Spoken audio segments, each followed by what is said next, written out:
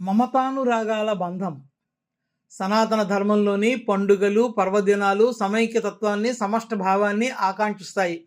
కుటుంబంలోని జీవన మాధుర్యానికి, సంప్రదాయ సౌరభానికి ప్రతీక యమద్వితీయ.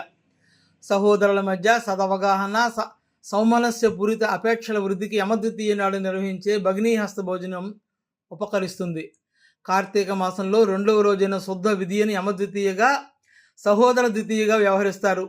సోదర సోదరీమణుల మధ్య ఉండే అపురూపమైన అనురాగ సరాగాలను ప్రకటించే వేడుక భగినీహస్త భోజనం. భగిని అంటే సోదరి, భాగ్యవంతురాలు అని అర్థం. భగిని చేతి వంటను సోదరులు ప్రియమారా ఆరగించే పావన తరుణము భగినీహస్త భోజన పర్వదినం. కార్తీక శుద్ధ విధినాడు సోదరీమణుల సమాధులను చేయాలని లింగ పురాణంలో చెప్పబడింది. అవ్యాజమైన అభిమానంతో సోదరులను ఇంటికి పిలిచి తోబుట్టువులు వారికి సంతృప్తిగా భోజనాన్ని కొసరి వడ్డించాలని, సోదరులు తమ అక్కా చెల్లెలను ఘనంగా సత్కరించాలని భవిష్య పురాణంలో చెప్పబడింది.